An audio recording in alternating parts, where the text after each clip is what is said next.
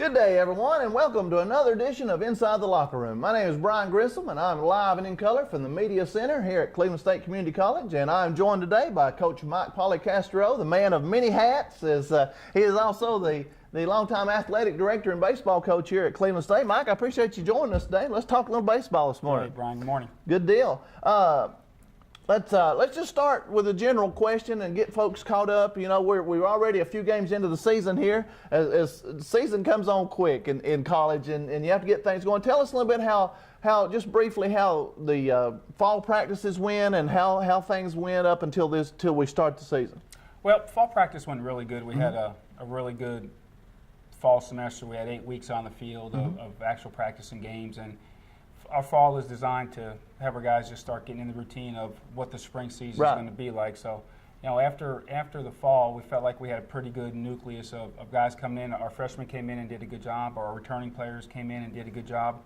We were able to pick up some guys at the break that have really played a significant impact for us so far early in the spring. So we feel really good about where we are and where we have a chance to go with the guys that we have currently. Is there usually a pretty big influx from fall to when you actually get ready to start the season, or is that just that sometimes vary? It just depends on different situations. Like we had some needs that we wanted to fill in the fall because we lost some guys late in the recruiting process.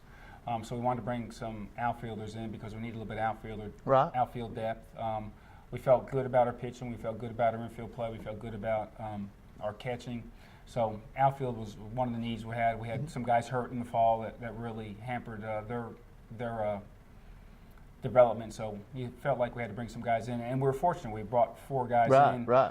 3 have played. 1 is redshirting, and the 3 that have played have had significant impacts so far early in the season. Right. Cougars so far in the season, 8-4 so far in the season, 2-1 in conference play. We started out the season, and the snow and the rain affected us there in about a 1-week period, but you've been able to dodge it a little bit more than the softball guys have. We have been fortunate. We've missed practice time. Right. With the 2 snows that we had, we lost one weekend. We were supposed to go down to Gordon College and play Northwest Florida, which would have been a good 3-game series for us. So we lost that weekend, but other than losing practice time, we've been able to stay on our game schedule. So currently, after 12 games, we feel like we're making progress. We're not where we need to be. We still have a lot of work to do. We're continuing to make progress. We opened up the conference season this past weekend with went up to Roan State. Roan State, an improved team a little bit from last year. Yeah, they're going to be. They have a new coach. They're an improved team. Yeah. They struggled last year. And playing up there is always difficult. So after game 1, we got roughed up pretty good in the first inning. There's no way to sidestep game 1, is there? I'm still getting calls on that on Wednesday. But I was really pleased the way our guys bounced back because that was a big momentum shift for us. First game of conference play, you're looking to go in there and set the tempo early, and Roan State came out hot, and they played well for 4 innings, and had us on our heels a little bit, but we were able to come back. Bobby Town gave us a great start in game 2, a complete game, and we're able to carry that on through game 3. So I was really proud of the way the guys came back and were able to win the series. And that's what we talked about. Right. We just want to be able to win series as you go down. You're not going to sweep everybody, but you just go out and try to win 9 series. Well, you have to keep your eye on the big picture, you know, and winning the series is the big picture. Thing. That's right. I call it the snowball effect in baseball, and how you see it more in baseball some than a lot of things. You'll see a 20-0 run in basketball sometimes, but in baseball it just seems like if a guy steps in the box, sometimes he's going to hit it. Yeah, and that happened in the first game. You just got to get over it. That was like that in game 1. That first inning of game 1 on Saturday, they just everything they hit had eyes. They found hit a hole hard, and when they didn't hit a ball hard, it dropped in front of somebody or got through the infield, and it happens like that. And I was just talking on the phone with another coach, and we had that same situation last year down at Gordon College. We scored 18 runs in 7 innings, and we scored 11 runs in the first 2 innings, and it was like everything that we hit had holes in it, and then. So it all evens out. But if you ever needed a complete game in the next game, Bobby came up with it. Bobby came in because we went through our bullpen.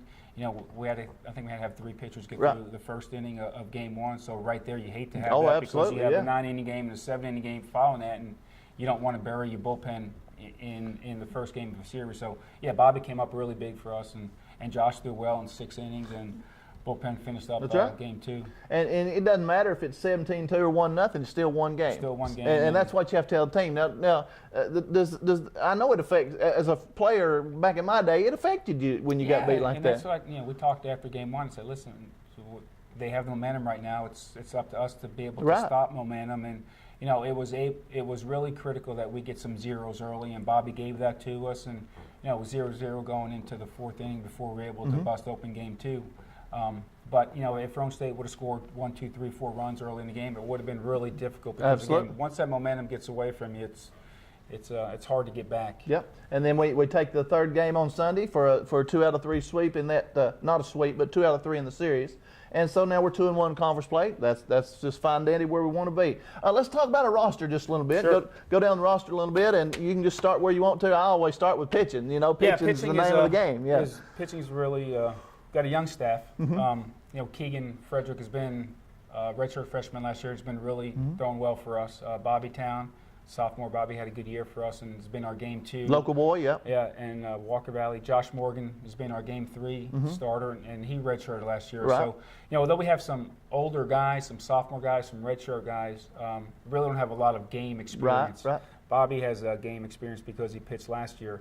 Our Tuesday guys have been, Jake Wright's been a transfer in from Middle Georgia, left-handed pitcher, also an outfielder. Today we're going to start Kevin Carr, who's a sophomore redshirt from Bryan College. So as we get our season going, we'll get our Tuesday weekend starters because we really haven't had midweek games up until this week and last week. And getting everybody some work is a key. And that's key too. We have tried to get guys work because guys have been on limited pitch counts as we go through the early in the year. Bullpen we feel really good about. Brandon Leonard's been our closer. So he's worked the last. He'll close the games for us. But our 7, 8, 9 guys, we feel like, or 6, 7, 8 guys, if we need to get early relief. Rhino Perez, Matt Roche, Kevin Carr. A lot of options. A lot of options. We do have a lot and that's of what options. you like to Gabe see. Rich is doing well coming out early. He's been our first guy out. So Matt Allen's our lefty guy come in to go against left-handers. So we feel pretty good as long as we're able to command the strike zone and throw strikes, and that's what we talk about all the time. Don't give up free bases, make guys put balls in play and make quality pitches, and you have a good chance. I feel like defensively we're pretty solid. We've got a pretty veteran club defensively with a couple returners. Evan Spiker at second base, Dalton Rogers at first base. Keith Buckholt was at third base. He pulled a hammy last week, so he's going to be out a while. But, we feel pretty good with Chris Caffrey and Mike Allen getting in there. Zach James is returner out in center field. Jake Wright been in right field along with Wright Hackett, who's transferred in from Southern Poly. Cameron Strickland from UT's been a real boost for us. He's a good ball player. Leadoff hitter. Tempo setter, really good defensive outfielder, can play all 3 outfield positions. He just brings that presence. Yeah, and it just, you feel really good about him. We've done a really good job on the bases. Our guys have kind of bought into, and we've been able to take advantage of, playing small ball to a certain extent and been able to generate some runs that way. So, I think offensively feel pretty good about where we're at, and if we can just continue to get better, week by week till the end of the season. So, you touched on small ball.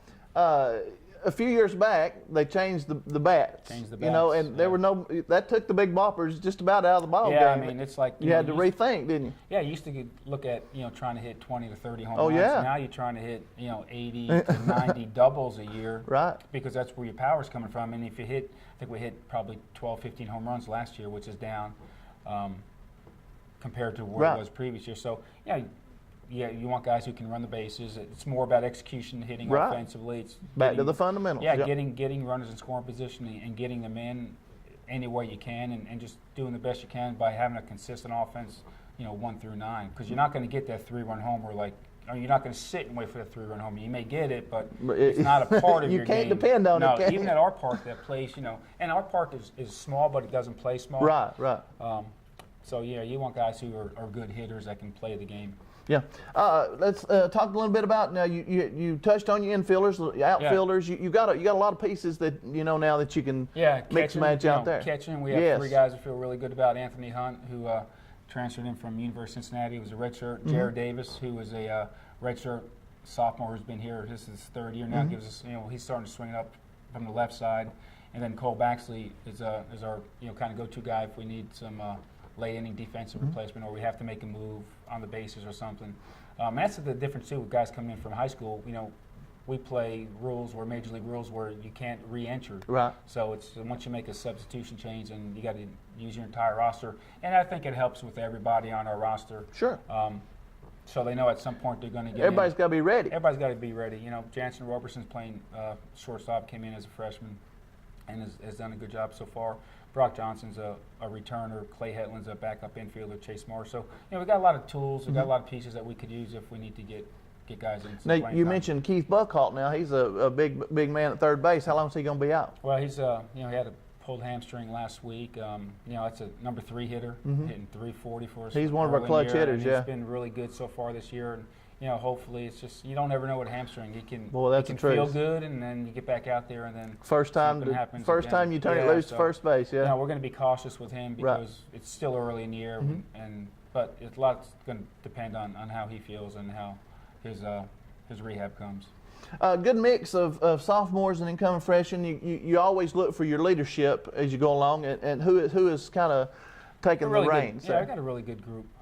That's one thing about our guys. I think we have a really good nucleus. We have, we always like to talk about team chemistry and having a good locker room, good clubhouse where guys like to be around each other. And our sophomores have done a really good job. Chris Caffrey, Evan Spiker, Jared Davis.